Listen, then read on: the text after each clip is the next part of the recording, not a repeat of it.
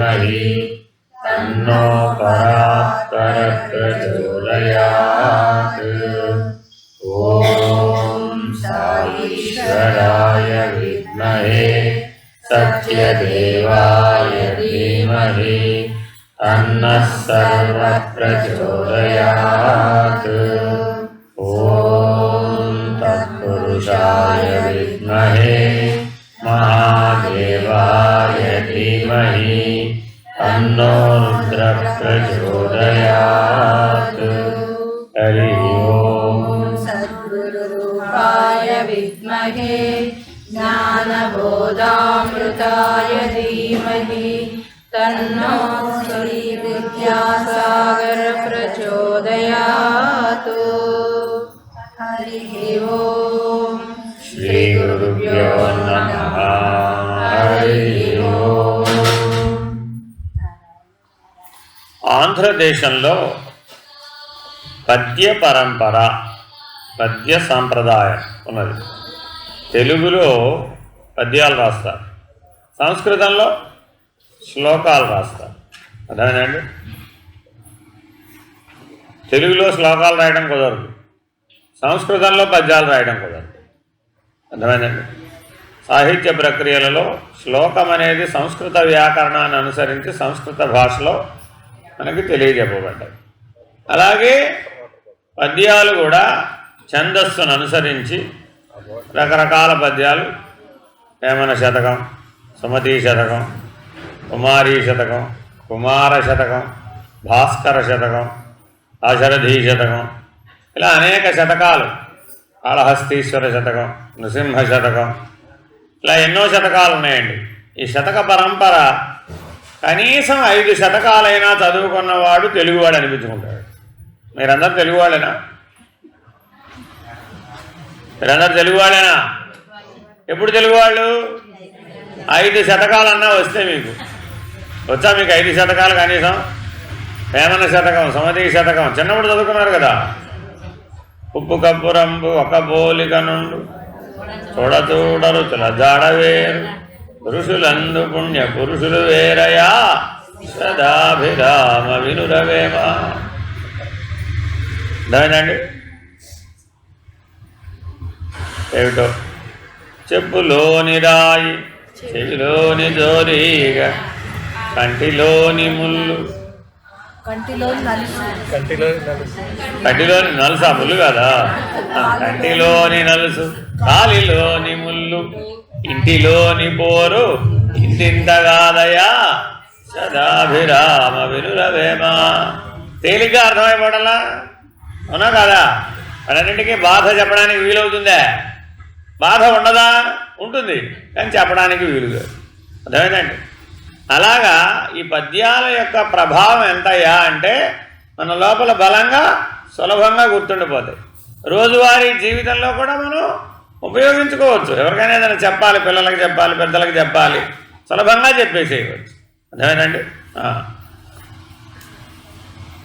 శ్రీ రఘురామచారు తులసీదళదామ సమక్షమాది శృంగార గుణాభిరామ రిజగన్నుత శౌర్య రమాలలామ దుర్వార కబంధ రాక్షస విరామ జగజ్జన కల్మషార్ణవోత్తారక నామ భద్రగిరిదాశరథీ కరుణావయోనిధి. ఏ శతకం ఇది? దాశరథీ శతకం. అర్థమైందండి? రాముడి గురించి చెప్పాలనుకున్నాడు ఆయన. ఒక పద్యంలో మొత్తం రామాయణం చెప్పేసాడు. అర్థమైందండి?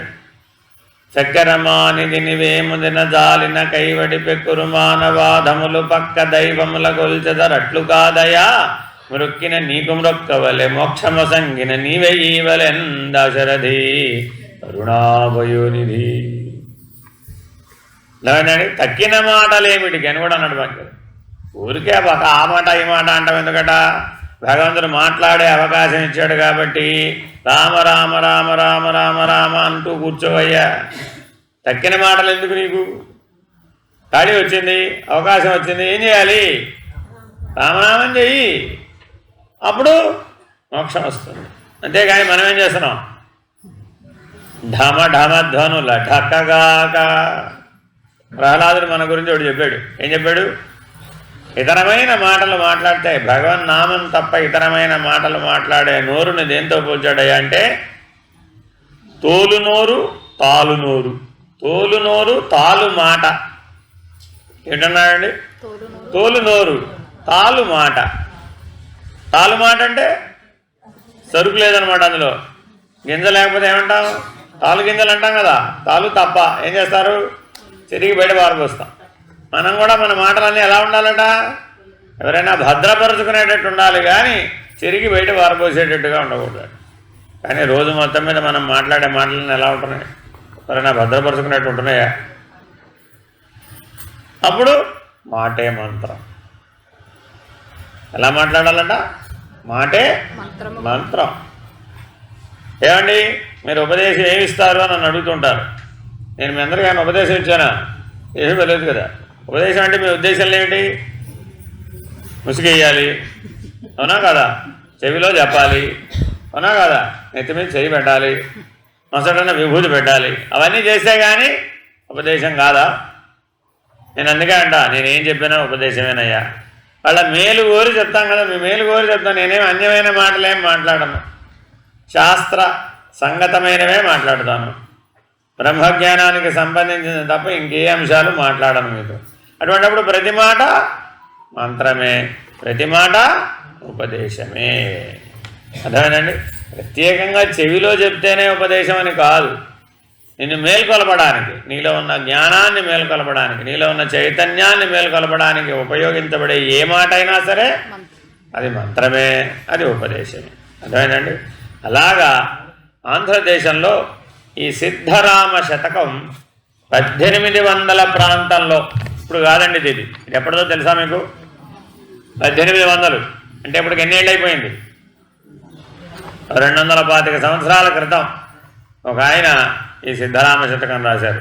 ఆయన పేరు శ్రీ గురు సిద్ధరామ. రాసిన ఆయన పేరేంటండి? శ్రీ గురు సిద్ధరామ. వాళ్ళ గురువు గారిని దృష్టిలో పెట్టుకొని రాశాడు. వాళ్ళ గురువు గారు ఆయనకు పాఠం చెప్పాడు, వేదాంత పాఠం.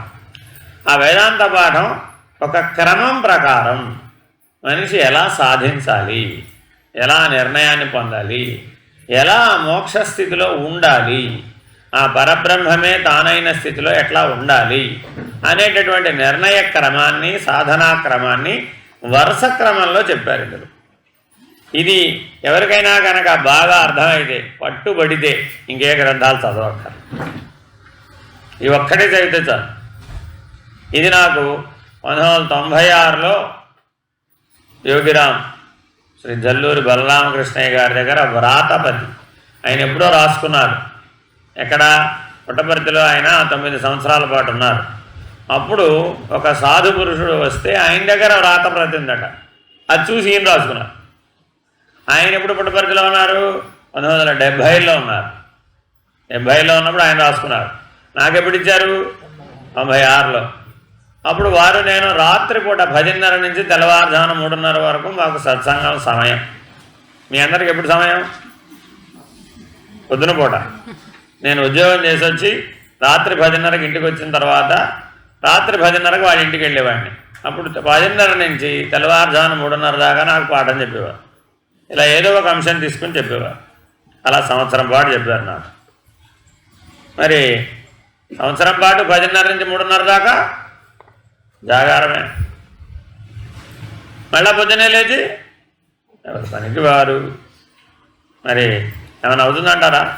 ఓ సంవత్సరం పాటు నిద్రపోకపోతే అని అవుతుందా? అవదా? ఏమవదా? అవుతుందా? ఏమిటైంది? అహం రద్దు అయిపోయింది. ఒక సంవత్సరం పాటు కనుక మీరు నిజంగా రాత్రులు జాగారం చేయగలిగితే మీలో నేననే అహం మిగలదు. కానీ మనం ఒక మహాశివరాత్రి నాడు, మాస శివరాత్రి నాడు జాగారం చేసి అబ్బో కొండలు పిండి కొట్టేసిన లెవెల్లో బాధపడిపోతుంటాం. అంతేనా కాదా? అదేం జాగారం? ఏం చెప్పేవాళ్ళు తెలుసా? తెల్లారిన తర్వాత ఒళ్ళు విరుచుకోకూడదు, కళ్ళు మంటలు రాకూడదు, కాళ్ళు నొప్పులు రాకూడదు. ఎంత సహజంగా ఉన్నావో అలాగే ఉండాలి. అదిగా జాగరణ అంటే. అంతేగాని కొంచెం లేచిన దగ్గర నుంచి ఒళ్ళు విరుచుకోవడం, నడుము నొప్పులు, ఒళ్ళు విరుచుకోవడం నడుము నొప్పి. ఎప్పుడు పడుకుందామా, ఎక్కడ మంచం దొరుకుతుందే అని మర్నాడంతా ఎదురు చూస్తే అది జాగరణ అవుతుందే. అదేం జాగరణ, అర్థం లేని జాగరణ. కాబట్టి సరి అయిన జాగరణ అంటే జ్ఞాన పద్ధతిగా మేలుకొని ఉండడం. జాగరణ అంటే ఏమిటి? జ్ఞాన పద్ధతిగా ఆత్మనిష్టలో బ్రహ్మనిష్టలో తురియ స్థితిలో మేలుకొని ఉండడాన్నే జాగరణ అంటారు. కాబట్టి సరి అయిన సాధకులకు ప్రతి రాత్రి శివరాత్రియే. ఈ జన్మలోనే మోక్షం కావాలనుకున్న వాళ్ళకి ప్రతి రాత్రి శివరాత్రి. అలా ఉండగలిగిన వాడికే ఈ జన్మలో మోక్షం సాధ్యమవుతుంది. అర్థమవుతుందండి? మీరు ఎవరైనా సరే ఈ జన్మలోనే మోక్షం సంపాదించాలని అనుకునే వాళ్ళు ఎవరైనా సరే ప్రతి రాత్రి మీకేమిటి? శివరాత్రి. ఎవరు చెప్పక్కర్లా. అలా నీవు ఉండగలిగావు, తిరుగులేదు, ఇక గ్యారంటీగా మోక్షం వస్తుంది ఈ జన్మలో, సందేహం లేదు అందులో. కానీ మనం అలా ఉండగలుగుతున్నామా? చంచనగా బెల్లి కొట్టినట్టు నిద్రాదేవత వచ్చేస్తుంది.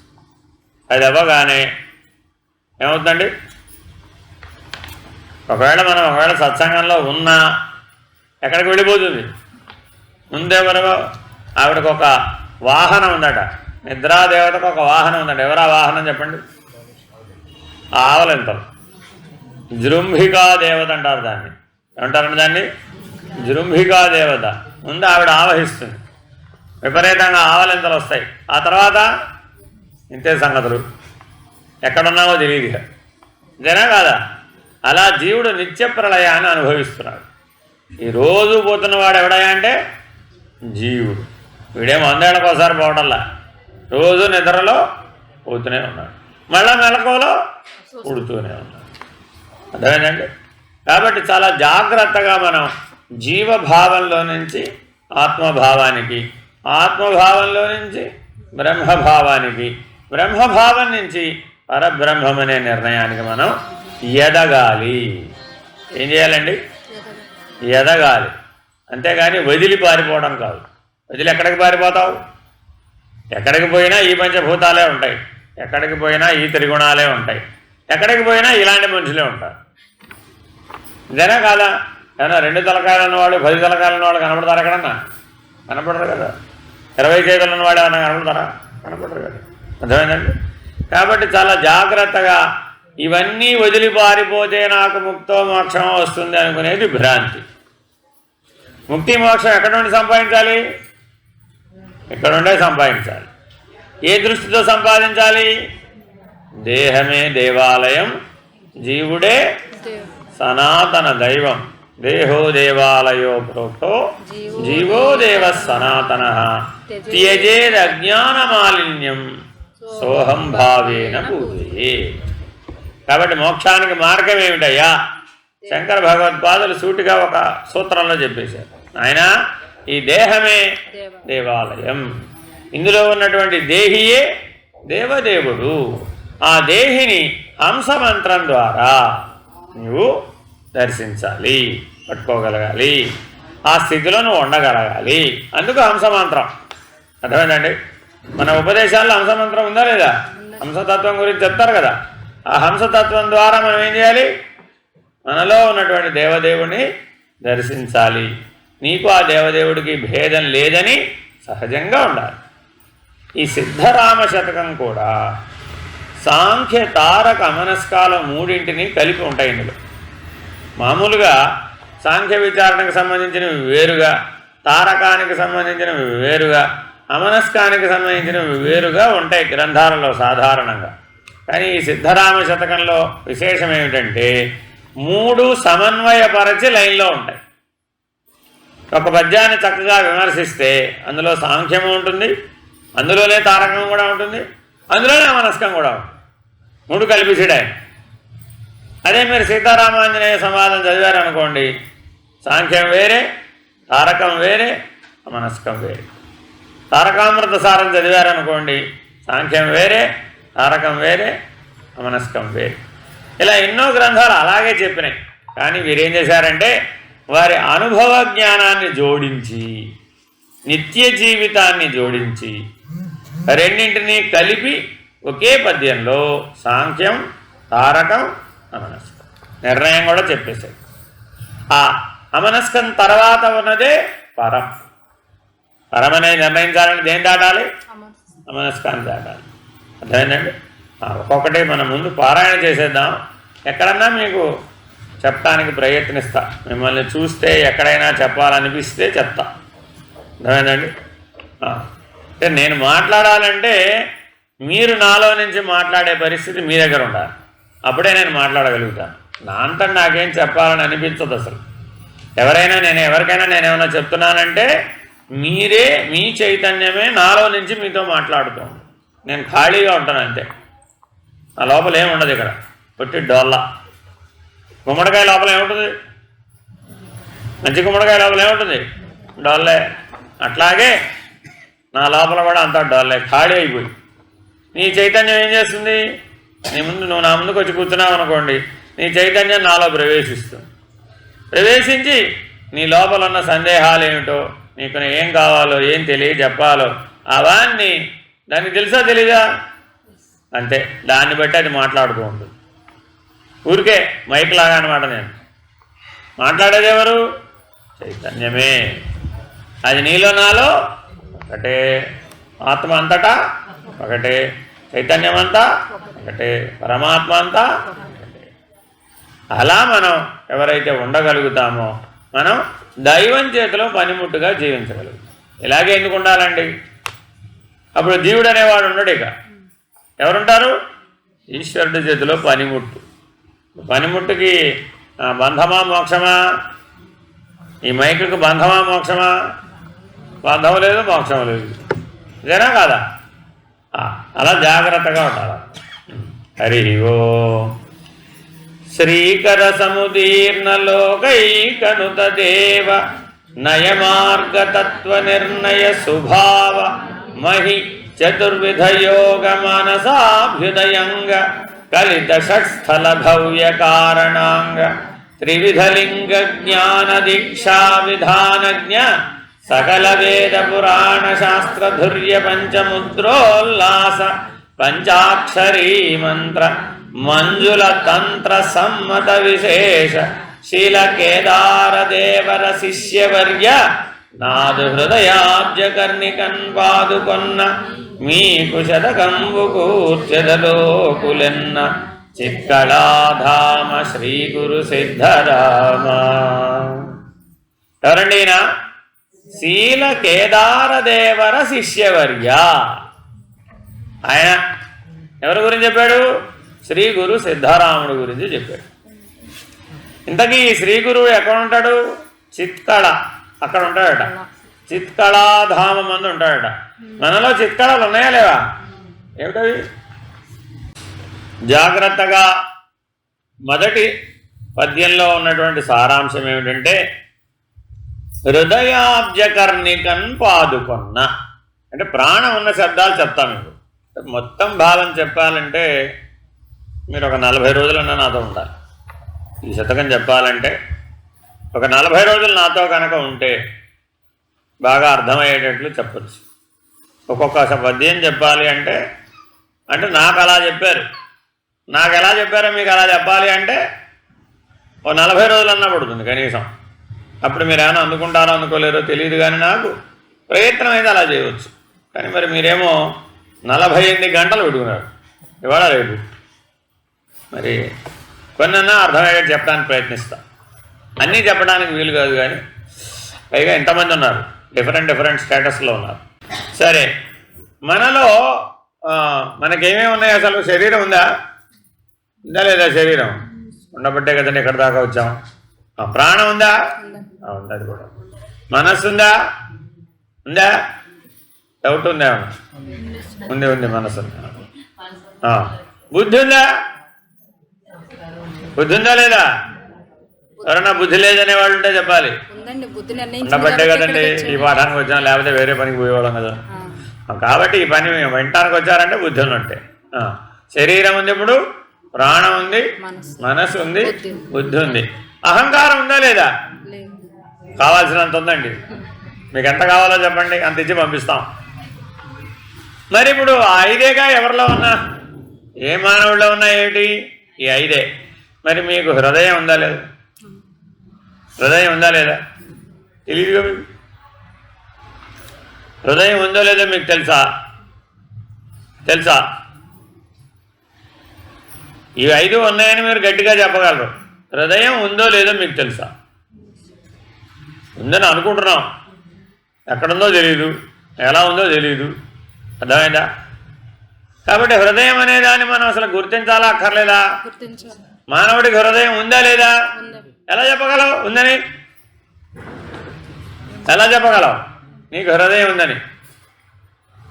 దయ, కరుణ, ప్రేమ, ఇంకా ఇంకా క్షమ, ఇంకా సత్యం, ఇంకా ధర్మం, శాంతి, అహింస, ఈ లక్షణాలన్నీ మనలో ఉన్నాయా లేవా? ఇవన్నీ ఉండే చోటు పేరేమిటి? హృదయం.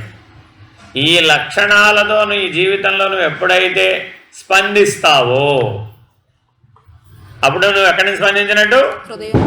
హృదయం నుంచి స్పందించినట్టు. వీటికి వ్యతిరేకం ఉన్నాయా లేవా? సత్యానికి వ్యతిరేకం, అహింసకు వ్యతిరేకం, ప్రేమకు వ్యతిరేకం, ద్వేషం, ఇలా ప్రతిదానికి వ్యతిరేకం ఉన్నాయా లేదా? ఆ వ్యతిరేక లక్షణాలు మనలో ఉన్నాయా లేదా? ఉన్నాయిగా. అవి ఎక్కడి నుంచి స్పందించాం? అవి ఎక్కడి నుంచి? మనస్సు. అవన్నీ ఎక్కడ ఉంటాయండి? మనస్సు. వ్యతిరేక లక్షణాలన్నీ ఎందులో ఉంటాయి? మనసులో ఉంటాయి. దానికి ఉత్తమ లక్షణాలన్నీ ఎక్కడ ఉంటాయి? హృదయంలో ఉంటాయి. గుర్తుపెట్టుకోవాలి.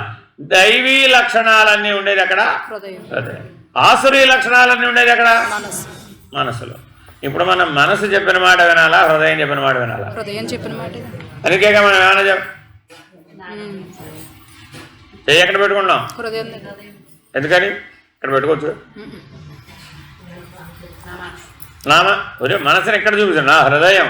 ఇక్కడ చెప్పేది ఏమిటి? హృదయం. అయిందండి. కాబట్టి నమస్కారం కూడా ఎక్కడి నుంచి చేస్తాం? హృదయపూర్వక నమస్కారం. అభినందనలు చెప్పారు ఎవరికైనా. ఎలా చెప్తారు? శుభాకాంక్షలు. హృదయపూర్వక శుభాకాంక్షలు. అంతేకాని మనఃపూర్వక అంటారా? మనఃపూర్వక అన్నామంటే ఏంటి? ఏదో ఉందన్నమాట. మనసు ఏముంటుంది ఎప్పుడు కూడా? నాకేంటి. మనసు ఏముంటుందండి? నాకేంటి. హృదయం ఏం చెప్తుంది? హృదయం ఏం చెప్తుంది? హృదయం ఇచ్చే చెయ్యి, మనసు పుచ్చుకునే చెయ్యి. అంతే తేడా. మనం పుచ్చుకునే చెయ్యిగా ఉన్నాం ఏ ఆలోచనలో అయినా సరే. అప్పుడు ఏమైపోయింది? మనసు. ఇచ్చే చెయ్యిగా ఉన్నాం అప్పుడెవరు? అంతే. As simple as it. ఎప్పుడు మనం ఎలా ఉండాలి? ఇప్పుడు ఏదైనా సరే ఇచ్చే చెయ్యిగా ఉండాలి. అంతేగాని భవతి భిక్షాన్ దేహి మాతాన్న పూర్ణేశ్వరి అంటామా? అప్పుడు ఎక్కడికి వచ్చేసాం? నాకేమిటి. అంతేనా కాదా? మీ పక్కింటి ఆవిడకి ఆరోగ్యం బాగాలేదండి, 104 జ్వరం వచ్చింది. మీరేం చేయాలి? నాకేంటి. కనీసం పలకరించడం కూడా పలకరించదు. వాళ్ళ ఇంట్లో కనీసం సాంబార్ పెట్టుకుంటే ఎప్పుడన్నా నాకు ఇచ్చింది ఏమిటి? అప్పుడు ఏమైపోయి ఎక్కడికి వచ్చేసాం? ఆలోచించండి. అదే మనం మానవత్వంతో, దైవత్వంతో హృదయపూర్వకంగా స్పందించాం. అయ్యో కష్టపడుతున్నాడు కదా అని అడగకుండా సహాయం చేశాడు. అడగకుండా సహాయం చేస్తే హృదయం, అడిగితే సహాయం చేస్తే మనసు. అడిగినా సహాయం చేయకపోతే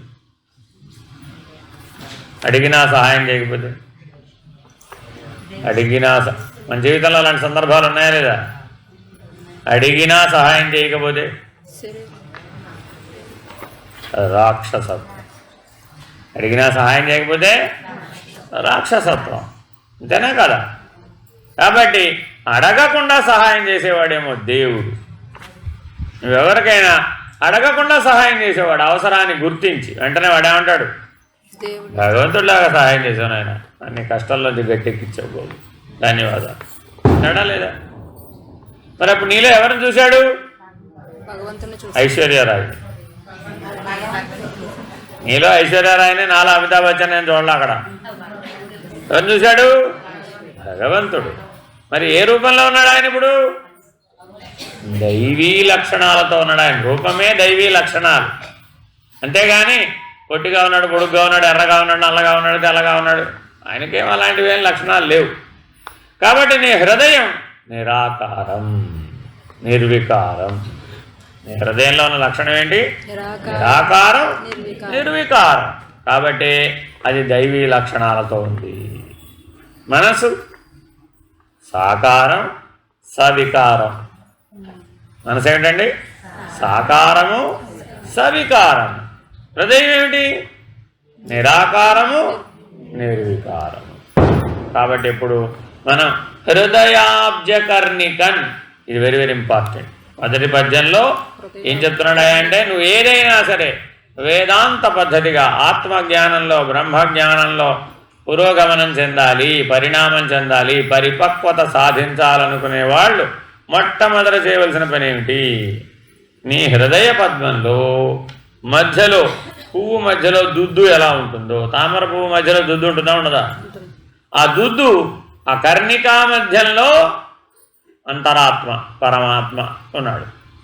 హృదయ కర్ణికా మధ్యంలో అంతరాత్మ, పరమాత్మ ఉన్నాడు. ఆ ఆత్మే గురువు, ఆ అంతరాత్మే గురువు, ఆ పరమాత్మే ఈశ్వరుడు, ఆ పరమాత్మే బ్రహ్మము. అర్థమైందండి? కాబట్టి ఈ స్థానం తెలియకుండా, ఈ లక్షణం తెలియకుండా, ఈ అనుభూతి లేకుండా మనం ఎప్పటికైనా దైవాన్ని దర్శించగలుగుతామా? బయటికి చూసేది ఏది కూడా సత్యం కాదు. బయటికి చూసేది ఏది కూడా సత్యం కాదు. అది ప్రతిబింబ దర్శనం. ఈ బయటికి చూసేదాన్ని ఏమంటారు? ప్రతిబింబం. అది వాస్తవమైన బింబం ఎక్కడుంది? నీ హృదయంలో. అర్థమైందండి? ఒక చిన్న ప్రశ్న అడిగితే మీకు తెలిసిపోతుంది. అర్థమైందండి? మీకు చిన్నప్పుడు మీ తాతగారితో బాగా పరిచయం ఉంటుందా ఉండదా? ఉంటుందిగా ప్రతి ఒక్కళ్ళకి. మీరు అప్పుడెవరు? ఏ మనవరాలో మనవడో మీ తాతగారితో బాగా మంచి అనుబంధం ఉంది. మీరు కొద్దిగా పెరిగి పెద్దప్పటికి వాళ్ళు వెళ్ళిపోయారు. ఇప్పుడు మీ తాతగారు ఉన్నట్టా వెళ్ళిపోయినట్ట? మీ తాతగారు ఉన్నట్టా వెళ్ళిపోయినట్ట? మనసులోనేమో వెళ్ళిపోయాడు, హృదయంలోనేమో ఉన్నాడు. ఎలా ఉన్నాడు? నిరాకారంగా, నిర్వికారంగా. ఆయన దగ్గర నువ్వు నేర్చుకున్న మంచి లక్షణాల రూపంలో ఉన్నాడు. మనందరికీ రాముడు, కృష్ణుడు ఉన్నట్ట పోయినట్ట? ఏరి కాబట్టి దైవం ఎక్కడుంటాడు? ఎల్లోనే ఉంటాడు. ఆ విషయం తెలుసుకోవాలి అని చెప్తున్నాడు. అలా ఎవరైతే హృదయం దృష్ట్యా చూస్తూ హృదయంతో జీవిస్తారో వాళ్ళే తెలుసుకోగలుగుతారు. దీన్ని బ్రహ్మజ్ఞానాన్ని పొందగలుగుతారు. తత్వభావము కొంత తగిలి చెప్పెదనన్న పంచతత్వంబులు ఏర్పరచునేర నీతి మార్గ స్ఫూర్తి ఖ్యాతి కూర్చెదనన్న నిత్య నీతులు రెండు నేనెరుంగా తరంగ గుణంబుల అభివృద్ధి చెంద అన్న అంతరంగాంగంబులింత ఎరుగ వైరాగ్యమొక ఇంత వర్ణించదన్ ఉన్న తెలివిలో కనుపట్టు తెగువలే ఇతరం ఆత్మతలంపగా నేను నేర నీవు పలికించు విధమున ఇచ్చ నీకు పద్య ఫణతిని నే గూర్చి ప్రస్తుతింతు చిత్కళాధామ శ్రీ గురు సిద్ధరామ. భాగవతం పోతన గారు రాశారు కదా తెలుగులో. ఆంధ్ర మహాభాగవతం ఎవరు రాశారు? పోతన గారు రాశారు. సంస్కృత భాగవతం ఎవరు రాశారు? వ్యాస భగవానుడు. సంస్కృత భాగవతం ఎవరు రాశారండి? వ్యాస భగవానుడు. సంస్కృత భాగవతం పూర్తి జ్ఞాన మార్గం, కేవల జ్ఞాన మార్గంగా రాశారు వ్యాస భగవానుడు. దాన్ని మనందరికీ కొద్దిగా అందుబాటులోకి వచ్చేట్టు దించి భక్తి మార్గంతో అందించారు పోతన గారు. అర్థమైందండి? భాగవతం అదే, కానీ వ్యాస భగవానుడు ఎలా రాశాడు? జ్ఞాన మార్గంతో. బ్రహ్మజ్ఞానాన్ని మనం అందుకోవడానికి సులువుగా ఇచ్చాడు. అర్థమైందండి? అదే పోతన గారు ఏం చేశారు? భక్తి భావంతో అందుకునేటట్లుగా రాశారు. కాబట్టి మోక్షానికి ఎన్ని మార్గాలు ఉన్నాయి?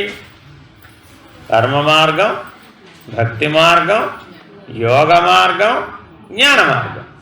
కానీ కర్మ, భక్తి, యోగం అనేటటువంటివి మూడు కూడా త్రివేణి సంగమంలాగా జ్ఞానంలో కలిసిపోతాయి. దేంట్లో కలిసిపోతాయి? జ్ఞానం.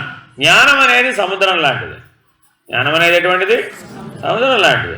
ఈ మూడు ఎటువంటివి? కర్మ, భక్తి, యోగం గంగా, యమున, సరస్వతి లాంటివి. ఈ మూడు కూడా, మూడు నదులు కూడా వెళ్ళి ఎక్కడ కలిసిపోతాయి? సముద్రంలోనే.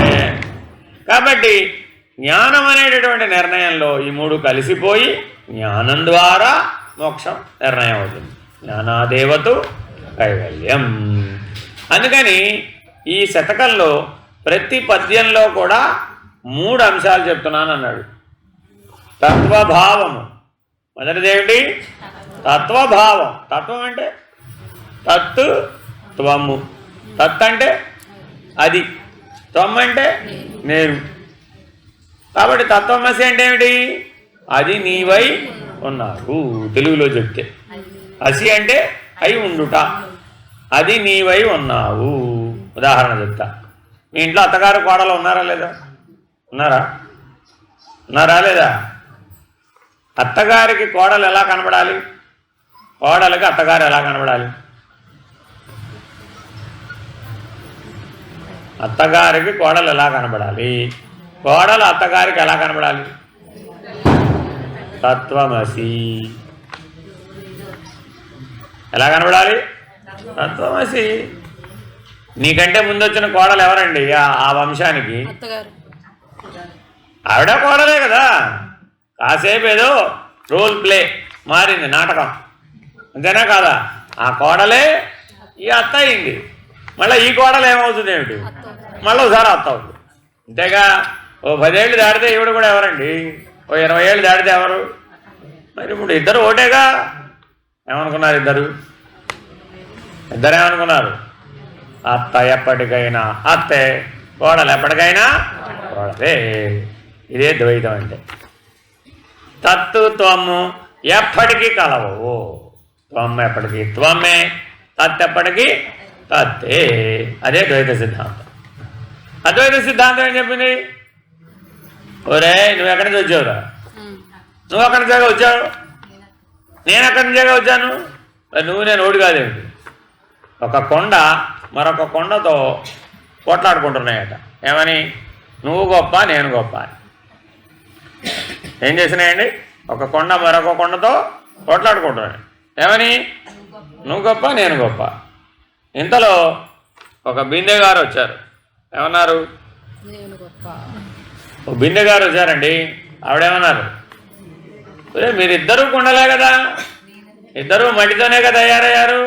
ఏదో ఒకసారి కొట్టుకుంటూ చూద్దాం, ఎవరు మిగిలితే వాడు గొప్ప.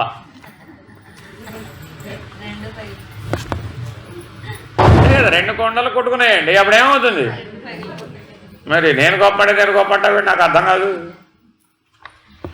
అదే ఒక బిందె ఒక కొండ కొట్టుకున్నాయి. అప్పుడు మీకంటే నేను గొప్ప అంది బిందె.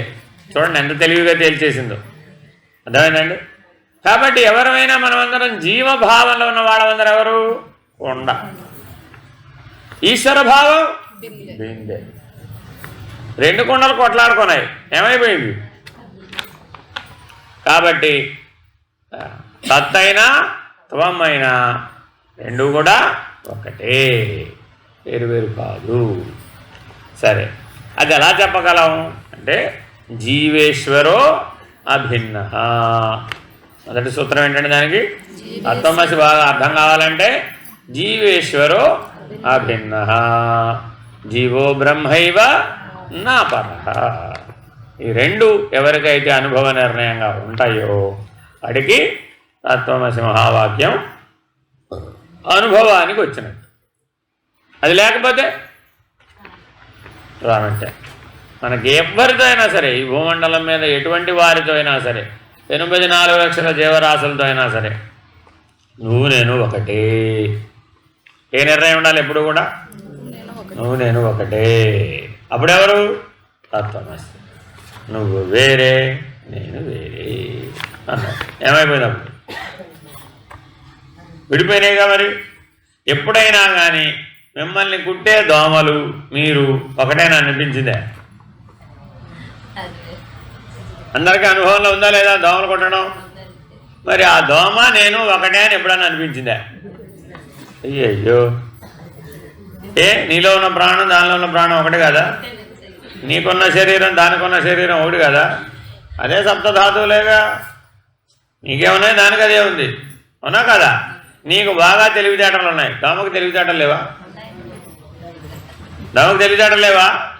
కరెక్ట్గా చెవి దగ్గరికి వచ్చి జుయ్యని ఎలా కొట్టాలి దానికి ఎలా తెలుసు? కాబట్టి తెలివి ఉందా లేదా? బాగా ఉందానికి. ఎవరిని కొట్టాలి, ఎవరైతే దాన్ని కొట్టకుండా ఉంటాడో వాడిని కుడుతూ ఉంటుంది, అవునా కదా? చూడండి మరి, అసలు దోమ కుట్టిందని నువ్వు గుర్తించలేవు, అవునా కదా?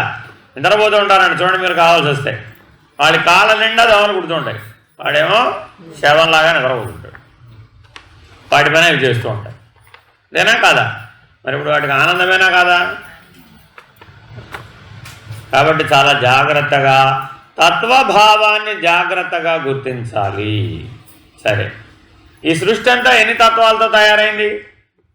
పంచతత్వాలు. ఎన్ని తత్వాలతో తయారైంది? బ్రహ్మాండం అంతా 5 తత్వాలతో తయారైంది. పృథ్వీతత్వం, జలతత్వం, అగ్నితత్వం, వాయుతత్వం, ఆకాశతత్వం. 5 5 5 25 అయింది. బ్రహ్మాండం అంటే ఏమిటి? తత్వం. పిండాండం అంటే ఏమిటి? ఇంద్రియాలు. అర్థమైందండి? ఇదేమో పిండాండం, అదేమో బ్రహ్మాండం. ఇదేమో తత్వాలు, ఇదేమో ఇంద్రియాలు. ఇక్కడ కూడా 5 ఇంద్రియాలు. ఏమిటి 5 ఇంద్రియాలు? మనసు, బుద్ధి, చిత్తము, అహంకారం, ప్రత్యేగాత్మ. మనసు, బుద్ధి, చిత్తం, అహంకారం, ప్రత్యేగాత్మ. ఈ 5 ఇంద్రియాలు. ఈ 5 మళ్ళా మిగిలినవన్నీ అయినాయి. అందుకనే ఆ పంచకర్ణపటంలో పైన ఏముంటాయి? ప్రత్యేగాత్మ, మనసు, బుద్ధి, చిత్తం, అహంకారం. ఆ తర్వాత మిగిలిన 20 అందులోంచి పుట్టుకొచ్చినాయి. ఆ 5 5 25 ఇంద్రియాలు. ఈ 5 ఆ మిగిలిన 20 తెచ్చుకున్నాయి.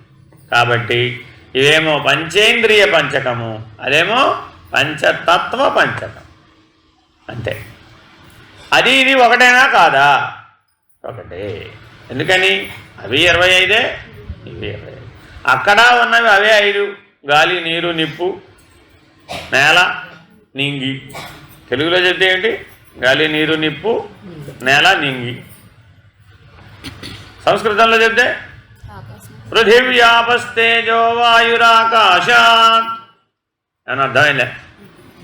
అర్థమైంది. అట్లా కూడా అర్థమైంది, అంతే కదా? మామూలు మాటల్లో చెప్తే తెలుగులో ఏమిటది? గాలి, నీరు, నిప్పు, నేల, నింగి అయిపోయాయి.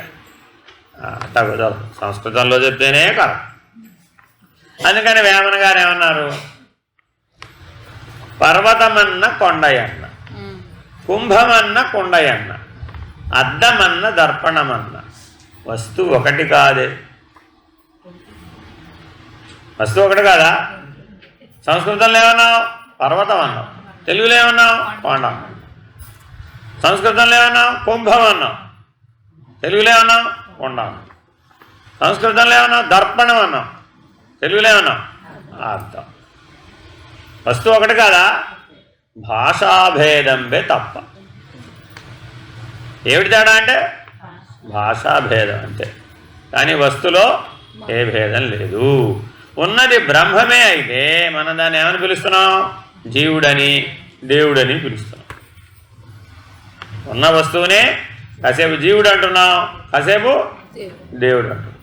వస్తువు ఒకటే, గుర్తుపెట్టుకోవాలి. వస్తువు ఏం మారలేదు. కాసేపు వ్యవహరిస్తూ కనబడ్డప్పుడు జీవుడుగా ఉన్నాడు, సాక్షిగా ఉన్నప్పుడు దేవుడిగా ఉన్నాడు. ఉన్న వస్తువు ఒకటే. ఉన్న వస్తువు ఒకటే అని గుర్తించిన వాడికి ఏమైనా సమస్య ఉందంటారా? ఏం లేదుగా. మీరు ఎప్పుడైనా హిమాలయాలకు వెళ్ళారా? వెళ్ళలేదా? వెళ్ళారా? చారోధామ్, ఏదో కేదార్నాథ్, బద్రీనాథ్, గంగోత్రి, యమునోత్రి, అమర్నాథ్, ఇలా ఏవో చెప్తారు కదా, హిమాలయాల్లో చాలా క్షేత్రాలు ఉన్నాయి. వెళ్ళారనుకోండి, వెళ్ళొచ్చారు, అక్కడ వెళ్ళి చూసి వచ్చినప్పుడు ఏమనిపిస్తుంది? కొండలన్నీ మంచుతో కప్పబడిపోయి ఉంటాయి. అంతేనా కాదా? అద్భుతమేనా కాదా? అద్భుతమేనా కాదా? అద్భుతమేనా? ఎందుకని మీ ఇంటి పక్కన కొండ మీద ఉంచడం వస్తుందా? రాదుగా, ఏ కాలంలోనూ రాదు. అక్కడ 365 రోజులు అవి మంచులోనే ఉంటాయి. అంతే తేడా. అంతేనా కాదా? కొండ ఏమన్నా తేడా ఉందా? కొండ ఏం తేడా లేదు. అంతేనా కాదా? మీ ఇంటి పక్కన ఉన్న కొండ అయినా అదే కొండ, అక్కడున్న కొండ అయినా అదే కొండ. కేవలం తేడా ఏంటి? పైన మంచు కురిసింది, అక్కడ వాతావరణ ప్రభావానికి మంచు కురిసి తడగట్టింది, అంతే. అందుకని నాలాంటి వాడిని పట్టుకెళ్ళారనుకోండి, ఏం చెప్తాడు ఆయన? ఏం చెప్తాడు? ఏముందిరా, మన ఇంటి పక్క కొండ, ఇది కొండ, ఏం తేడా ఉంది? అక్కడ మంచు లేదు, ఇక్కడ మంచు ఉంది, అంతే కదా. కొండదేగా, అంతేనా కాదా? అని తేలిగ్గా తీసుకోవాలంటావా? చాలా విశేషం అన్నారు. ఏమైపోయింది? నేను కూడా వెళ్ళాల్సిందే. వాడేదో చూసి వచ్చేసాడు, వాడేదో పొంది వచ్చేసాడు, వాడేదో వచ్చేప్పుడు కిలో మంచు పట్టుకొచ్చాడు, నేను కూడా వెళ్ళి కిలో మంచు పట్టుకొచ్చుకుంటాను, అంతేనా కాదా? కానీ ప్రయోజనం ఏముంది? కాబట్టి తత్వజ్ఞానం ఉన్నవాడికి సామాన్య భావం ఉంటుంది. ఏముంటుందండి? సామాన్య భావం. అదే తత్వజ్ఞానం లేకపోతే విశేష భావం. అన్నీ విశేషమే. అర్థమైందండి? ఇంతకీ నుదుటన ఒక నామం పెట్టుకుంటే బెటర్ అంటావా, 3 పెట్టుకుంటే బెటర్ అంటావా, 30 పెట్టుకుంటే బెటర్ అంటావా?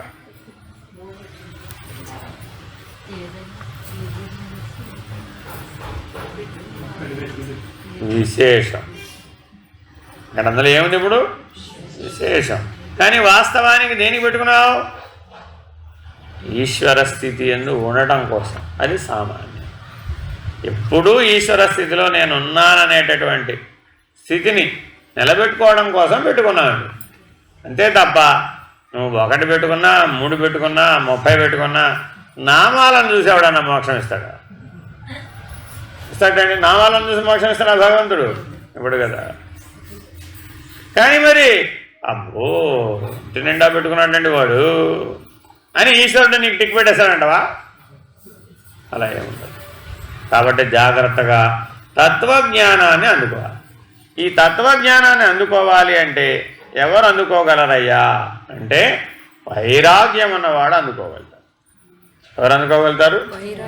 వైరాగ్యం ఉన్నవాడికి నిత్యము అనిత్యము అంటే ఏమిటో తెలుస్తాయి. మనకిప్పుడు నిత్యము అనిత్యం అంటే తెలుసా తెలీదా? నిత్యం అంటే నిత్యం అంటే నిత్యం అంటే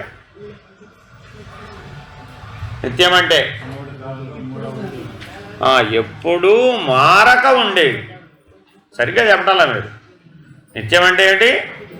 ఎప్పుడూ మారకుండా ఉండేది నిత్యం. అర్థమైందండి? అనిత్యం అంటే ఏంటి? అంతే.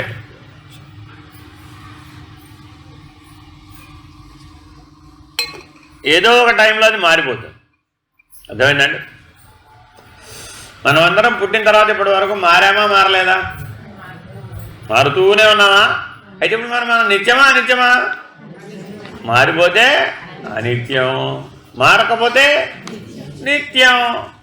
మారే మేనులో మారని నేను. మనం ఏంటంటే గొడవ, మారే మేనులో మారని నేను ఉంది. ఉందా లేదా? ఎలా తెలుసు మీకు? అప్పుడిప్పుడు తెలుసుకుంటూ ఉన్నాను. ఎందుకు? నీ ఫోటోలే నీకు చూపెట్టాం. చిన్నప్పుడు నువ్వు స్కూల్కి వెళ్ళిన ఫోటో, ఉయ్యాల ఊపిన ఫోటో, బర్త్డే నెంబర్ 1 ఫోటో, ఆ తర్వాత ఏదో హాస్పిటల్లో ఫోటో, ఐసీయూలో ఫోటో.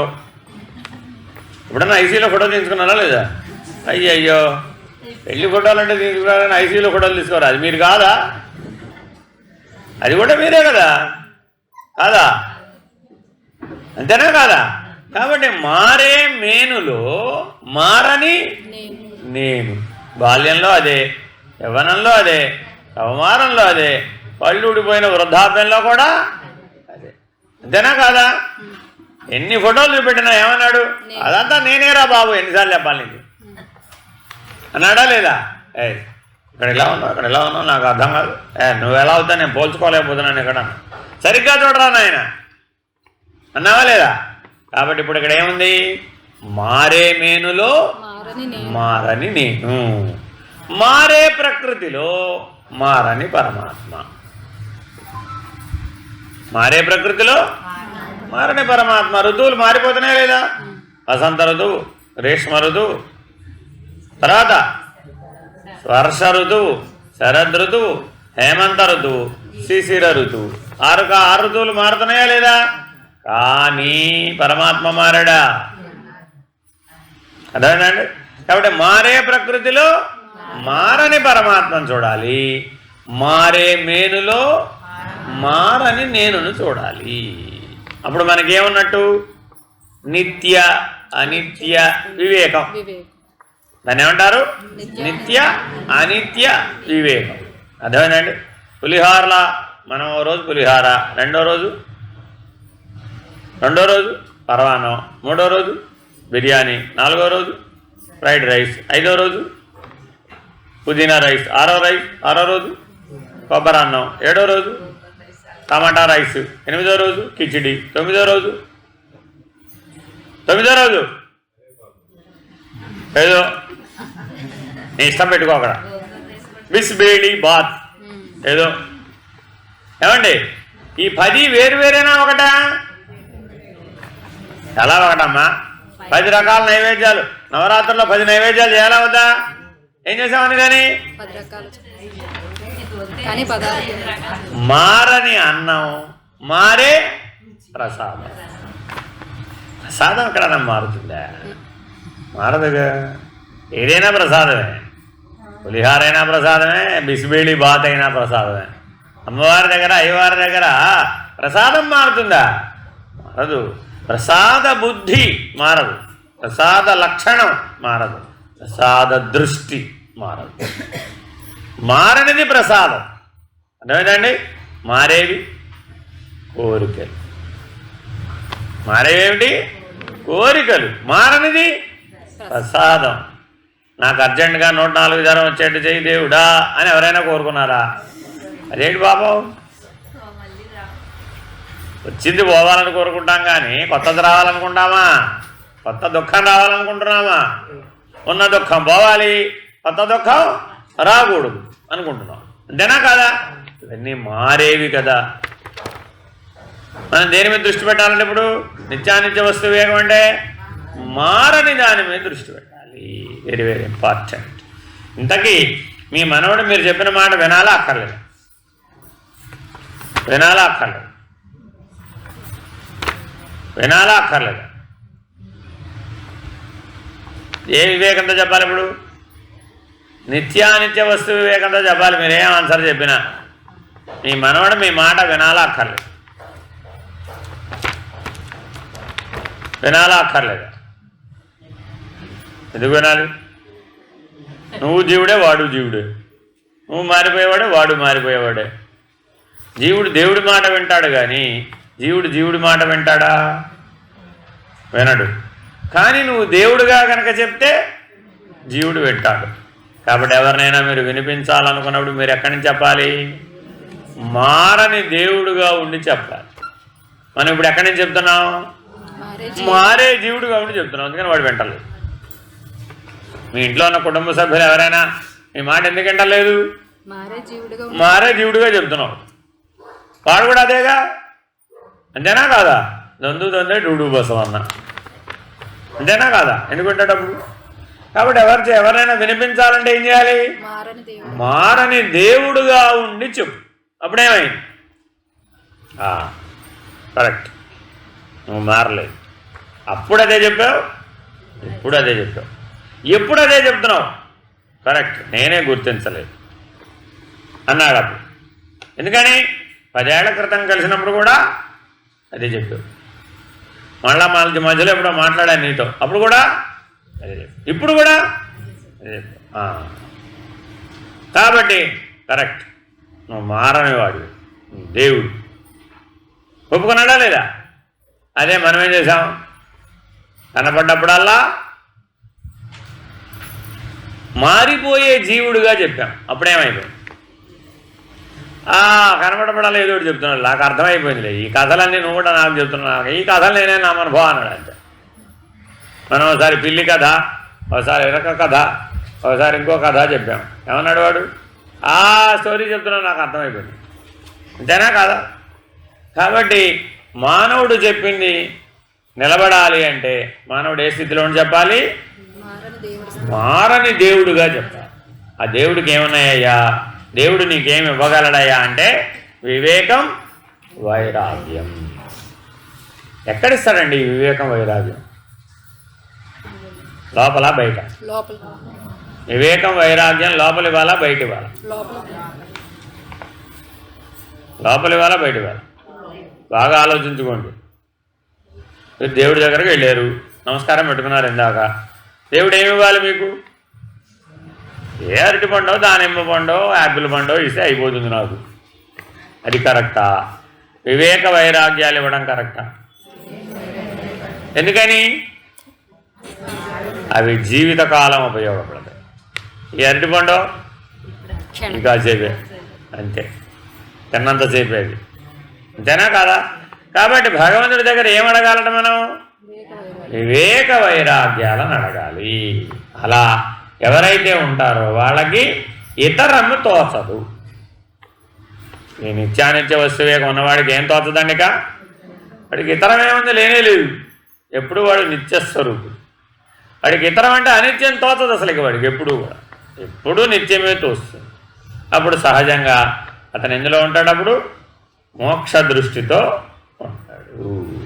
సరే, పలుమోహ సంసార పాశైక బద్ధుండ భవబంధముల చిక్కుపడిన వాడ కపట దుర్మార్గ సంకలితాత్మకుండను లేశంబు సద్బుద్ధి లేనివాడ అజ్ఞాన తిమిరాదురాత్మనుంచినవాడ సుజ్ఞాన భావంబు చొరనివాడ బహువిధాశా దుఃఖ భావజోగుండ దుర్వార గర్విత దుష్టతముడ నిర్దయాత్ముడ నిందిత నీచపరుడగాని సుగుణము కించిత్తు లేనివాడ నన్ను విడనాడకుమయ్య కృపను చిత్కళాధామ శ్రీ గురు సిద్ధరామ. మన గురించి ఎంత బాగా చెప్పాడు. ఇంతకంటే బాగా ఎవరైనా చెప్పగలుగుతారా? ఇవన్నీ మనలో ఉన్న దోషములు. ఇవన్నీ ఏమిటండి ఇందులో చెప్పింది? ఈ దోషముల నుంచి బయటపడవేయమని అడగాలట.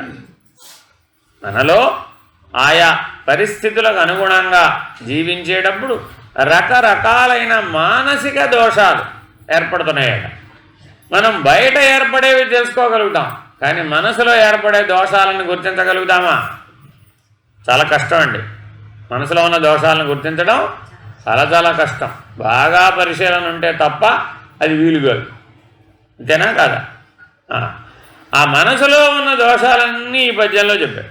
ఇది బాగా చదవాలట. చదివి ఇవి మనలో ఉన్నాయా లేదా, ఏ క్షణంలో అయినా ఏ పరిస్థితిలో అయినా ఇవి మనలో వ్యక్తమవుతున్నాయా అని పరిశీలన చేసుకోవాలి. ఒకవేళ కనుక ఇలాంటి దోషాలు కనుక మన మనసులో కనుక పడచూపితే కనపడితే ఏం చేయాలట? ఈశ్వరుణ్ణి శరణు వేడాలి. ఆయన నన్ను ఇందులోంచి బయటపడవేయమని శరణు వేడాలి. ఆ శరణాగతి ద్వారా ఈ దోషాలను పోగొట్టుకోవాలి. ఏమేమిటో తెలుసా? బాగా అర్థమైందా? కొంచెం తెలుగులోనే ఉందిగా. పల్మోహ సంసార పాశైక బద్ధుండ. ఏమిటి మోహ సంసారం అంటే? సాయంత్రం మీకు ఫోన్ వస్తుంది, ఏమని? మీ ఇంట్లో ఉన్న మీ చీరలన్నీ ఎవరో ఎత్తుకెళ్ళిపోయారు అని. ఒక్క చీర కూడా మిగల్చకుండా, మీ ఇంట్లో మిగిలినవేవి పట్టుకెళ్లకుండా మీ చీరలు ఒక్కటే దోచుకెళ్ళాడు, పట్టుకెళ్ళిపోయాడు అని ఏం చేస్తారు అప్పుడు? అసలు వాడి ఇళ్ళలా తాళం తీసాడు, తీస్తే తీశాడు పో. ఎన్నో విలువైన వస్తువులు ఉంటే అవి పట్టుకుపోకుండా నా చీరలే పట్టుకుపోయాడు. చెప్పింది ఎవరు? మీ ఆయన. నువ్వే ఏదో చేసావు. చెప్పిన పుణ్యానికి ఏం చేసావు? ఇప్పుడు దోషం ఎవరినైతే వేసాం? వేసావా లేదా? నువ్వే ఏదో చేసి మొన్న నేను కొత్త చీరలు కొనుక్కున్నాను, నీకు కొనిపెట్టలేదని చెప్పి నా చీరలన్నీ ఎవరికో దానం చేసి పడేసి ఉంటావు, మటుమాయం చేసి పడేసి ఉంటావు.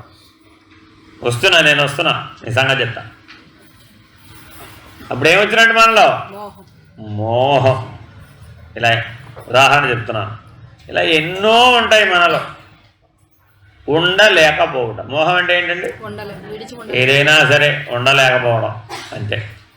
సరే, భవబంధముల చిక్కుపడిన వాడ. మోహం యొక్క ఫలితం ఏమిటి? భవబంధాల్లో చిక్కుపడటం. భవబంధం అంటే జననం మరణం, జననం మరణం, జననం మరణం. దానికి ఏమని పేరు? భవబంధం. అంతే, వేరే ఇంకేమి లేదు. నేను ఈ జన్మలో 1,00,000 రూపాయల పట్టు చీర కట్టుకోవాలని అనుకున్నా, ఇంతవరకు వీలుగాలేదు. వచ్చే జన్మలో ఏమైనా సరే ఆ 1,00,000 రూపాయల పట్టు చీర కట్టుకోవడం కోసమైనా పుడతా. అప్పుడు అదేమైంది? భవబంధమైంది. అర్థమైందండి? మన జీవితంలో ఎన్నో బలమైన విషయాలు ఉంటాయండి. అంటే ఊరికే ఉదాహరణ చెప్పి ఒక చీర కోసం ఎవరు పుడతారు, కానీ కొన్ని విషయాలు ఉంటాయి. నేను చచ్చైనా సరే నిన్ను సాధిస్తాను. వచ్చే జన్మలో మళ్ళా నీ కోసమే పడతాను. ముందలాగా ఎవరు? భీష్ముడికి చెప్పింది అలాగా. శిఖండిగా పుట్టిందండి, జన్మాంతరంలో ఏం పోదండి. అందుకే మన పురాణాలు ఇతిహాసాలు చదవమని చెప్పేది. ఆవిడ పగ పగ పగ అంటుపోయింది. అదేనండి. అందుకని ఏమైంది? అదే ద్వేషంతో మరల పుట్టింది. భీష్ముడి మరణానికి కారణం. అలాగే ద్రౌపది పూర్వజన్మలో ఈశ్వరారాధన చేసి ఈశ్వర సాక్షాత్కారం పొంది ఏమిటి అడిగింది? ఆవిడకి భర్త కావాలి. ఎవరు పెళ్లి చేసుకోలేదు ఆ జన్మలో. అలా మన దగ్గర కూడా ఉన్నారా లేదా? మన సమాజంలో ఎంత ప్రయత్నం చేసినా పెళ్లి కుదరలేదండి. ఏం చేస్తారు పాపం వాళ్ళు? ఎవరి దగ్గరికి వెళ్తారు? ఎవరు పుణ్య కళ్యాణం చదువుతారు, అవి చెప్పిన వ్రతాలు చేస్తారు, పుణ్యాలు చేస్తారు, తీర్థాలు తిరుగుతారు, క్షేత్రాలు తిరుగుతారు. వీలు కాలేదు. అప్పుడు వాళ్ళలో అసంతృప్తి ఉండిపోతుందా లేదా? పతిందేహి పతిందేహి పతిందేహి. ఈశ్వరుడు కనపడప్పుడు ఒకసారి అడిగితే సరిపోతుంది కదా. ఒకసారి అడిగితే చాలా? పరమాత్మకు ఒకసారి చెప్తే చాలా? ఆవిడేం చేసింది? 5 సార్లు చెప్పి తదాస్తు అన్నాడు. ఆయన వెళ్ళిపోయి. ఆయన ఈశ్వరుడు ఎప్పుడు ఏమన్నాడండి? నువ్వు ఏది అడిగినా సరే ఏమంటాడు? తదాస్తు, అంతే. ఉత్తర జన్మలో పుట్టింది. 5గురితో జీవించవలసిన అగత్యం వచ్చింది. కష్టమా సుఖమా? నువ్వు ఒకటితో వేగడమే మనకు తల బొప్పి కొడుతుంది. 5గురితో వేగాలంటే పాపం ఆవిడ ఎంత పతివ్రతం. ఇదేనా కాదా? చిన్న విషయం కాదండి, అదే సామాన్యంగా అనుకునేది. ఇలాగా ప్రతి జన్మకి గతంలో కార్యకారణ సంబంధం ఒకటి ఉంటుంది. ఈ జీవితం అంతా ఒక కార్యం అనుకుంటే, ఒక పని అనుకుంటే, ఈ పనికి కారణం వెనకాల ఒకటి ఉంటుంది. మనకి తెలియచ్చు, తెలియకపోవచ్చు. కాబట్టి ఈశ్వరుడితో మనం వ్యవహరించేటప్పుడు ఎలా ఉండాలట? చాలా జాగ్రత్తగా ఉండాలి. కోరికలు కోరేటప్పుడు చాలా జాగ్రత్తగా ఉండాలి. పొరపాటున ఒకదాని బదులు ఒకటి అడిగేసేమే అనుకోండి, ఆయన తదాస్తు అన్నాడు అనుకోండి, ఇంతే సంగతులు. చాలా ప్రమాదం వస్తుంది. కాబట్టి అందుకని భవబంధములో చిక్కుకుంటున్నాము. ఒకటితో మనకి విరోధం వచ్చిందండి, పాపం వచ్చింది. వాడు ఏదో అన్నాడు, మరి ఏదో వ్యతిరేకం చేశాడు. వాడి మీద ఎంత కోపం వచ్చిందయ్యా అంటే ఈ జన్మలో వాడిని ఏం చేయలేనంత. ఇప్పుడు ఏం చేయాలి మరి? వాడి మీద కోపడడం కోసం మళ్ళా పుట్టాడు. అర్థమదే. వాడి మీద కోపడ్డాను కూడా అన్నప్పుడు అజ్ఞానమా జ్ఞానమా? ఇప్పుడు అది. కాబట్టి ఏ రకమైనటువంటి రుణానుబంధం మిగిలినా, ఏ రకమైనటువంటి కర్మశేషం మిగిలినా ఏమైపోతుంది? మళ్ళీ జన్మకు కారణం. అందరూ అల్లుళ్ళు ఇల్లరికప్పుడు అల్లుళ్ళే ఉంటే ఎలా ఉంటుందంటారు? బాగుంటుందంటారు? బాగుందంటారు? బాగోదు. ఏ అల్లుళ్ళు అందరూ ఇల్లరికప్పుడు అల్లుళ్ళే ఉండాలండి. అలా పుట్టారే అనుకోండి, ఏమైపోతుంది? ఏమైనా బాగుంటుందంటారా? బాగోదు. ఎవరికి బాగోదు? ఎవరికి బాగోదు? అల్లుడికి బాగోదా? ఆవిడ చేసుకున్నటువంటి అమ్మాయికి బాగోదా? గౌరవం తప్ప అల్లుడు గౌరవం ఉంటుందా? అంత ఉండదు. అంతేనా కాదా? ఎక్కడో ఉండి అమ్మాయి అల్లుడు వస్తే ఏదో సంవత్సరానికి ఒకసారి పండగకు ఒకసారి వచ్చారనుకోండి, అప్పుడు గౌరవంగా చూస్తారు. రోజు ఇంట్లోనే ఉన్నాడు అనుకోండి, ఏం చేస్తారు? కొద్దిగా కసువు కూర్చాను కానీ తీసుకెళ్ళి బయట పారేవయ్యా, ఖాళీగా కూర్చున్నావు నువ్వు అంటుంది అత్తగారు. అంతేనా కాదా? అదే ఎప్పుడో సంవత్సరానికి ఒకసారి వస్తే, అబ్బో అల్లుడు గారు వస్తున్నారు బాబోయ్, ఇల్లంతా దులపబోయ్యా బాబు అని గౌరవంగా ఎడలేదు. కాబట్టి చాలా జాగ్రత్తగా ఆలోచించాలి. ఏదైనా సరే నిన్ను పునర్జన్మ హేతు అయ్యేటట్లుగా జీవించకూడదు. సరే. కపట దుర్మార్గ సంకలితాత్మకుండ, మనసులో దుర్మార్గం అంటే ఎలాగైనా వాడిని బాధించాలి, అంతమందిలో నన్ను అంతటా చూస్తావాడి సంగతి. ఏదో జరిగింది, ఏదో సందర్భం, వాడు ఏదో 10 మందిలో ఏదో అనరాని మాట అనేసాడండి, అక్కడతో క్షమిస్తే అయిపోతుంది ఆ పని. ఏం చేసాం మనం? నీ సంగతి ఏదో తేల్చాల్సిందే. ఒక సందర్భం ఉంది దీనికి సంబంధించింది. మయసభ ఏమైంది అక్కడ? ఏమవ్వలేదు అక్కడ. యథావత దుర్యోధనుడు గారు వెళ్ళారు, ఆ మయసభలో పరాభవం పొందాడు. ఆయన పరాభవానికి ఎవరు కారణం? ఆయనే కారణం. కానీ ఆయనకి ఎవరి మీద కోపం వచ్చింది? అన్యాయం పాడుగా. చూడండి, ఆ పరాభవానికి ప్రతీకారం తీర్చుకోవడం కోసమని ఆవిడ్ని అవమానం చేశాడు.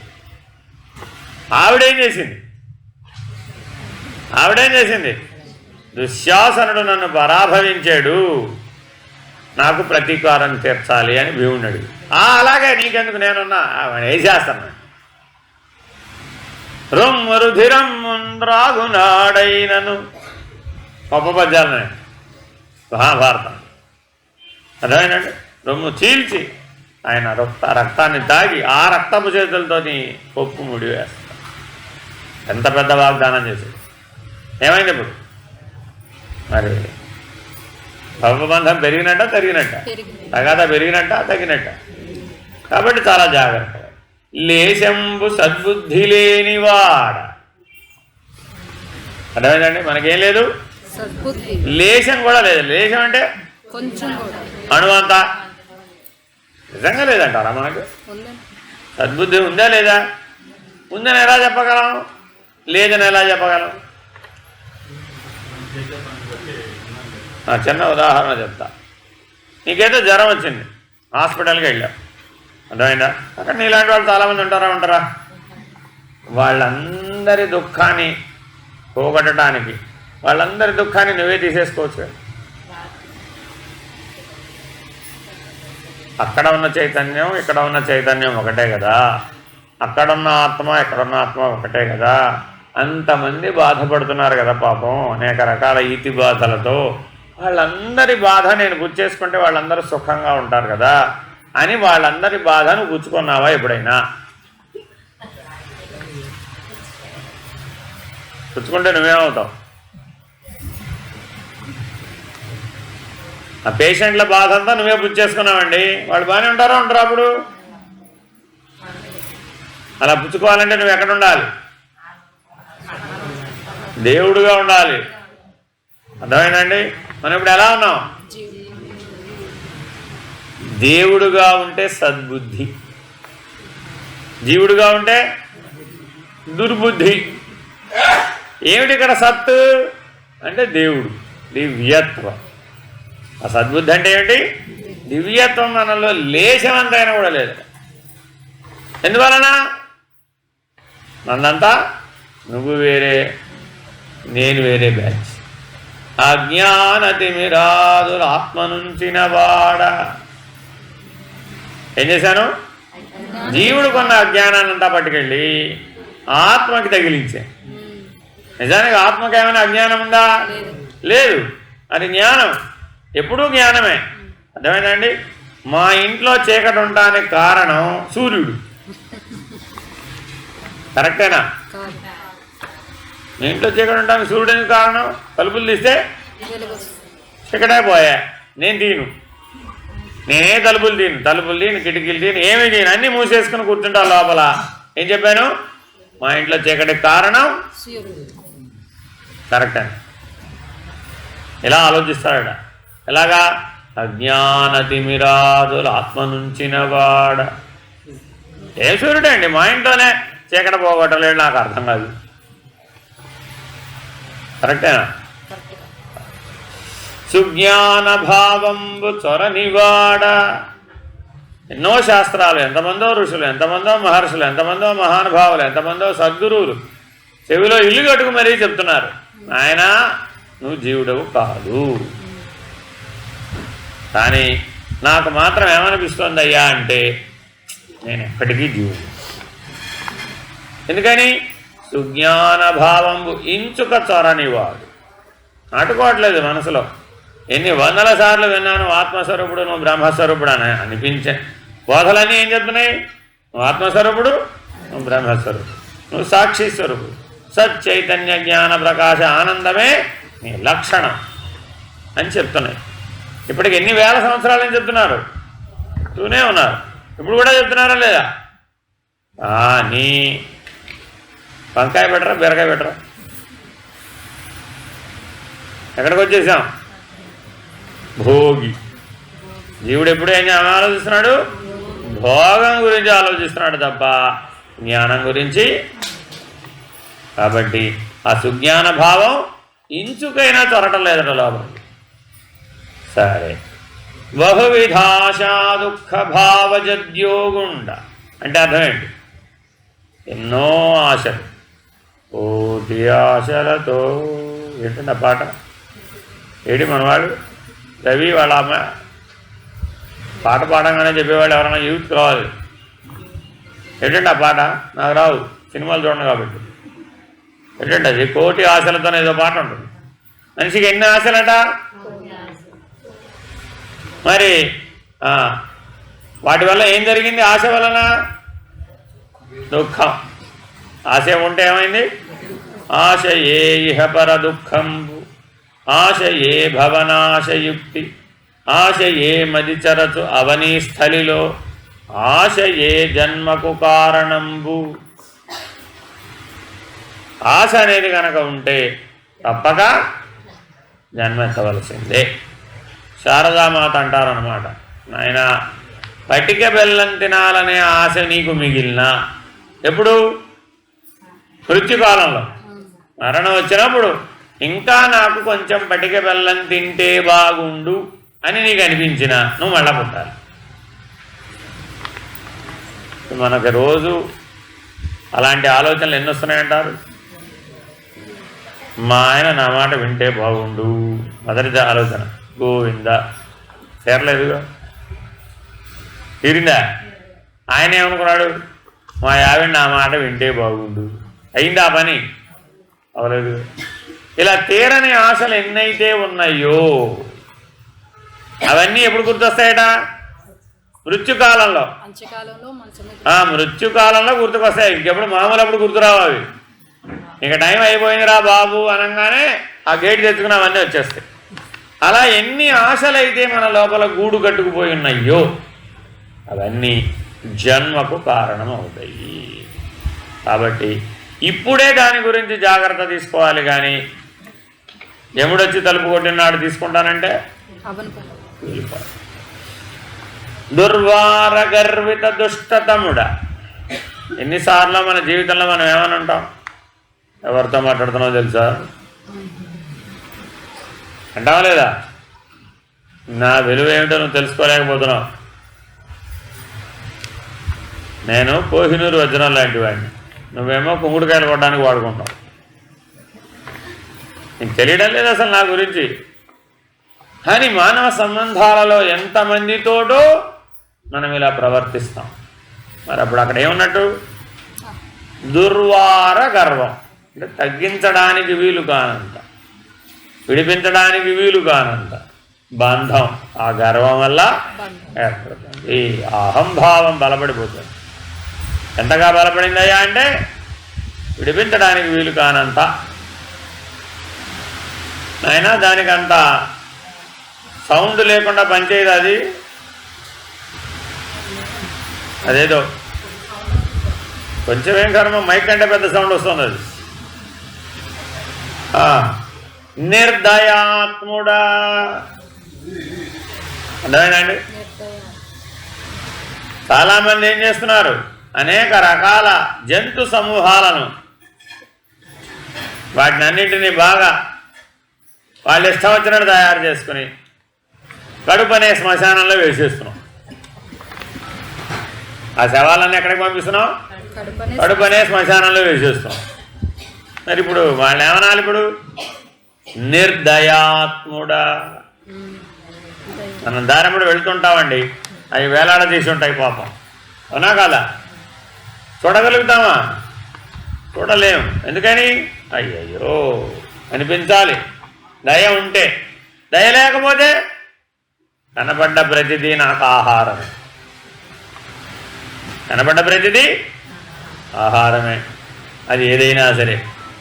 ఈ మధ్య కోవిడ్ కాలంలో ఏవో దేశాల్లో చూపెట్టారా లేదా? వాళ్ళు ఏం చేశారు? కనపడ్డవన్నీ వేసేయడమే లోపలికి. అంతేనా కాదా? తేళ్లు తినేవాళ్ళు, పాములు తినేవాళ్ళు, కప్పలు తినేవాళ్ళు, బొద్దింకలు తినేవాళ్ళు. మనం ఎప్పుడన్నా ట్రై చేద్దామా? సచ్ నారాయణ నారాయణ. బొద్దింకలు తింటామేమిటండి? తింటారా మీరు ఎప్పుడైనా? ఆకలి వేసిందే అనుకోండి, ఆకలి వేస్తే మాత్రం అనగా ఒప్పుకుంటారా మీరు? అట్లాగా అలాగే ఏ ప్రాణిని మీరు హింసించినా నిర్దయాత్ముడవు నువ్వు. ఎవరిని బాధించినా, మీ ఇంట్లో వాళ్ళే కావచ్చు, మీ పక్కింటి వాళ్ళే కావచ్చు, ఆఖరికి చెట్టు పుట్ట కావచ్చు, చెట్టు కూడా నిన్ను శపించగలదు. అందుకే భారతీయ సంప్రదాయంలో పచ్చని చెట్టు కొట్టకూడదు, నో డౌట్. ఎందుకని? ఆ చెట్టు శపిస్తుంది అంతే. చెట్టు ఎక్కడన్నా శపిస్తుంది అండి. అంతా మీద అంతా మూఢనమ్మకాలు, భ్రాంతి మీద. టైం వచ్చినప్పుడు తెలుసు. శాపం అనేది దాని యొక్క రియాక్షన్. శాపం అంటే ఏమిటి? అక్కడ రియాక్షన్. మనం ఎవరితోనైనా వ్యవహరించేటప్పుడు వాడు మనని ఏం చెయ్యలే, కానీ మనసులో ఏదో చేసినట్లుగా భావం కలిగింది వాడికి. మరి అప్పుడు అది మన మీద ప్రభావితం అవుతుందా కాదా? కాబట్టి అందరితో సర్వభూత హితేరత, అందరికీ హితము చేకూర్చేవాడుగా ఉండాలే కానీ నిర్దయుడుగా ఉండదు. నిందిత నీచపరుడగా అని సుగుణము కించిత్తు లేనివాడు. మనల్ని చూస్తే చెయ్యెత్తి నమస్కరించేటట్టు ఉన్నామా? వీడిని మళ్ళా చూడకూడదురా బాబోయ్ అనేట్టుగా ఉన్నామా? చూడండి, ఆలోచించండి. మిమ్మల్ని గుర్తించేవాళ్ళు మీ చుట్టుపక్కల సమాజంలో ఓ 10, 20, 30, 40, 50, 100 మంది ఉండరా? ఆ 10 మంది, ఆ 100 మంది చెయ్యెత్తి నమస్కరించేటట్లు ఉన్నామా? మనం ఉన్నామా? డౌటే. అంతేనా కాదా? ఎందుకంటే మన ఇంట్లో మనకే చెయ్యెత్తి నమస్కరించడం లేదు, అవునా కాదా? ఎందుకని? వాళ్ళు మెచ్చేయడాన్ని దైవీ గుణాలు మన దగ్గర కనపడలేదు, సుగుణాలు మన దగ్గర కనపడలేదు. మరి అదే సుగుణాలు, దైవీ గుణాలు కనపడ్డ మహానుభావుల దగ్గరికి వెళ్ళి ఏం చేస్తున్నారు? సాష్టాంగం పడిపోయాడు. ఎవరు పడమన్నాడు ఆయన? ఇప్పుడు అతనిలో ఉన్నటువంటి దివ్యత్వం, ఆ దివ్యత్వం చేత అతను ఆ స్థాయికి నమస్కరించాడు. అంతేనా కదా? చంద్రశేఖర బ్రహ్మాచార్య నడిచే దేవుడు అలా నడిచి వెళ్ళిపోతూ ఉంటే ప్రజలందరూ కూడా రోడ్డు మీద సాష్టాంగం పడిపోయారు. ఆయన ఏమన్నా పడమన్నారా? ఎలా పడిపోయారు మరి? సాక్షాత్తు దేవుడు, నడయాడే దేవుడు. అలా మన జీవితం కూడా ఆదర్శవంతమై దివ్యమై ఉన్నాయనుకోండి, అప్పుడు మనలో ఈ దుర్భావములు, దుష్ట లక్షణాలు, దుర్జన సాంగత్యం ఇత్యాదులు ఏమైనా ఉంటాయా? కాబట్టి చాలా జాగ్రత్తగా, ఇన్ని మైనస్లు ఉన్నాయిరా బాబు, ఈశ్వరుడికి చెప్పుకుంటాడు ఈయన, నా మనసులో ఇన్ని మైనస్లు ఉన్నాయి, నా లోపల ఇన్ని సమస్యలు ఉన్నాయి, ఇన్ని బలహీనతలు ఉన్నాయి, నన్ను కాస్త విడిచిపెట్టమాకవయ్యా బాబు. ఏదో నువ్వు ఒక్కడివే నాకు అండ అనుకుంటున్నాను. ఎవరికైనా ఎవరండా? పరమేశ్వరుడే. ఆ పరమేశ్వరుని వేడుకుంటున్నాడు. ఆయన ఏదో అజ్ఞానం చేత, మోహం చేత, అవిద్య చేత నేను అనేక తప్పులు, అనేకమైనటువంటి పొరపాట్లు, అనేకమైనటువంటి సమస్యలని నాకు నేనే సృష్టించుకున్నాను. ఆ బలహీనతలను ఎవరు సృష్టించారు? నీకు నువ్వే.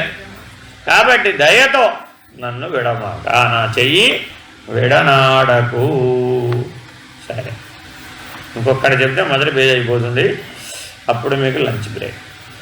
బసవ పురాణాది బహుశాస్త్ర తతులేరాను పాల్కురికి సోమేశు బంటు బంట వర్ణిత సుజ్ఞాన వచనాదులెరిగించు ప్రభు మహాదేవుని బంటు బంట పరమ రహస్య ప్రబంధాదులనరించు పల్ చెన్నబసవేశు బంటు బంట మరియు వర వీరశైవ సన్మార్గ భవ్య కావ్య లక్షణ గణ విచక్షణుల పంటు పంట కాన నేర్చుట పాటగా పునితయ్య చిక్కళాధామ శ్రీ గురు సిద్ధరామ. వీళ్ళందరూ కూడా వాళ్ళు శతకాలు రాసిన వాళ్ళు. ఈ కాలంలో, ఈయన కాలంలో వీళ్ళందరూ కూడా శతక కవులు. ఎవరెవరట? బసవుడు, పాల్కురికి సోమనాథుడు, ప్రభు మహాదేవుడు, అల్లమ ప్రభు అంటారు ఆయన, అలాగే చెన్నబసవేశుడు, అలాగే వర వీరశైవ సన్మార్గ భవ్య కావ్య లక్షణ గణ విచక్షణుల. వాళ్ళందరూ ఎటువంటి పద్ధతిలో, ఏ వ్యాకరణంతో, ఏ భాషతో, ఏ పద్ధతిలో ఈశ్వరుడు గురించి శతకాలు రాశారో అదే పద్ధతిగా ఈశ్వరుడు గురించి నేను కూడా ఒక 100 పద్యాలు ఈశ్వరుని ఆనతి చేత. వాళ్ళందరూ ఎవరి పేరు మీద చెప్పారు? ఈశ్వరుడి ఆనతి అయింది వాళ్ళకి, వాళ్ళ ద్వారా ఈశ్వరుడు చెప్పాడు. అర్థమైందండి? ఆ శతకాలను ఎవరు చెప్పారు? ఈశ్వరుడే. కానీ తనకు ప్రతినిధిగా, పనిముట్టుగా వాళ్ళని ఉపయోగించుకున్నాడు. అలాగే నన్ను కూడా ఈశ్వరుడు ఉపయోగించుకుంటున్నాడు. నేను ఆయన చేతిలో పనిముట్టుగా ఈ శతకం చెప్తున్నాను. హరి ఓం. శ్రీ గురుభ్యో నమః. హరి ఓం.